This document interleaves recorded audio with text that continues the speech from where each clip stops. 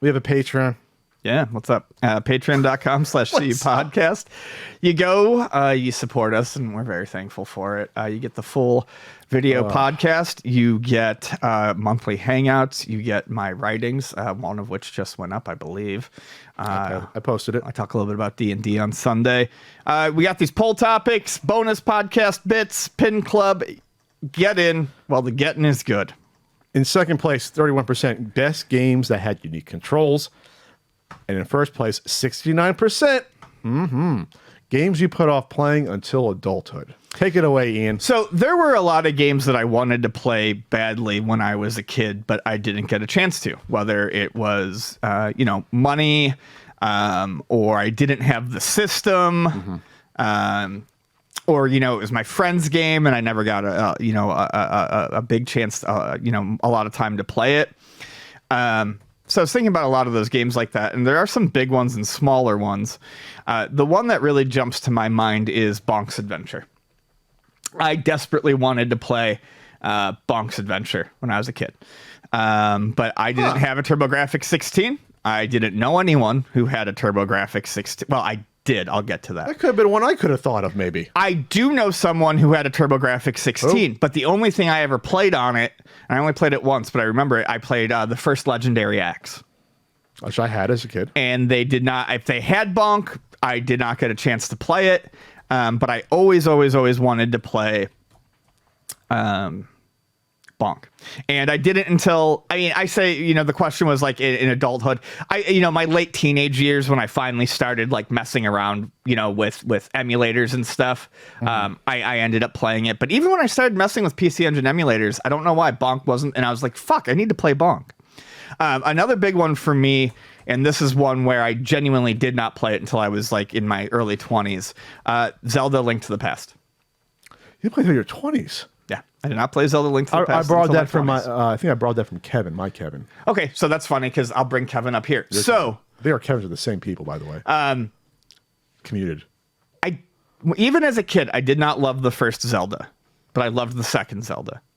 And then I got the issue of Nintendo Power that did the big reveal and expose on Link to the Past with maps and stuff like that, and like how to get through like certain areas of the game. Almost like a full walkthrough. Yeah. And I mean, it's a gorgeous game. Here I am as a kid, had just recently gotten my Genesis, I think, and my buddy got a Super Nintendo, and I like just looking through. I flipped through that magazine so many times to look at those pictures. I desperately wanted to play it.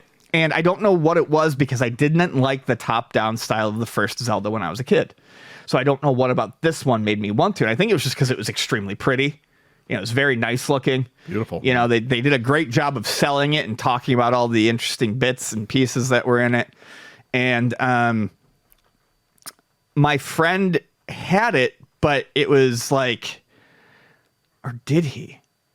It was one of those Zelda's a game that you don't just go over to a friend's house and sit down and start playing anyway. I mean, you're not going to get anywhere in it, So I didn't really touch it until I borrowed my brother's Super Nintendo when I was living in my first apartment, and I borrowed his copy of Zelda and I played it. And I honestly don't think I even beat it, but I really enjoyed it. It was a great game. I mean, it's fantastic.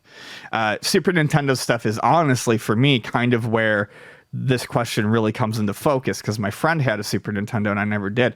I played bits and pieces of Super Mario World throughout my teenage years, but it wasn't until, again, in my early adulthood when I borrowed a Super Nintendo from my brother where I actually sit down and did beat, Super Mario World from start to finish. Sure. So, yeah, those are like three really good examples of it for me. And I know there's a ton. There, like, when I got a job as a teenager, and I started making my money, I mean, my entire like first year or two's worth of paychecks probably went to video games that I wanted to play as a kid but never got a chance to. What about you?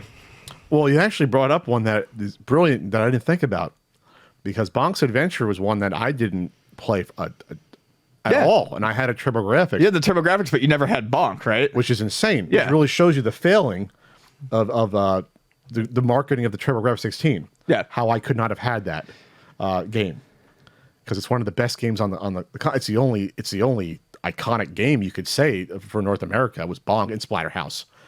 That's it.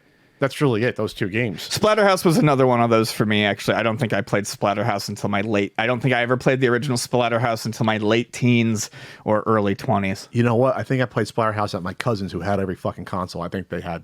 Gotcha. At some point. Yeah, no, for me, it's like it was a lot of TurboGrafx 16 games and a lot of Super Nintendo games. And Nick Arcade put a lot of games in my head that I always wanted to play and didn't play until later. El Viento for the Genesis is another one. I didn't play that game until like fucking maybe 5-10 years ago, and I fucking love that game. Bonk, there was only like 3 or 4 commercials for TurboGrafx 16 games.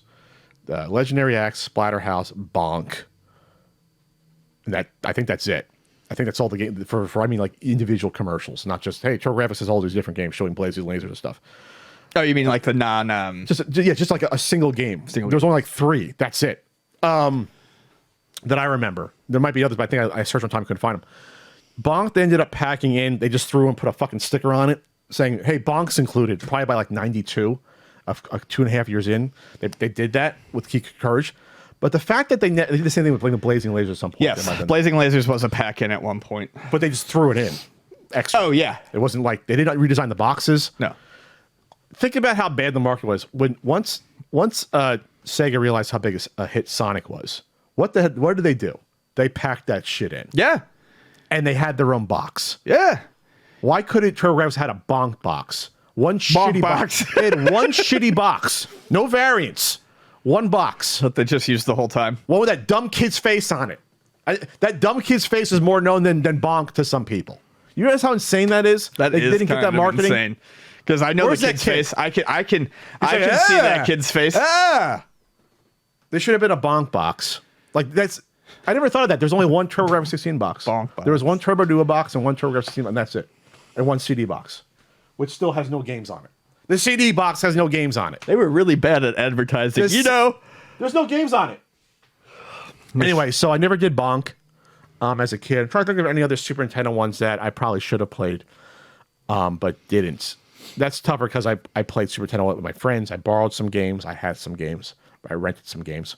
I didn't own a lot of games there. How about computers? Any computer stuff that you glossed over that you probably should have gotten to? I'm trying to think of any old Sierra or LucasArts ones that I wanted to play then played later. There was it's less clear in my head. And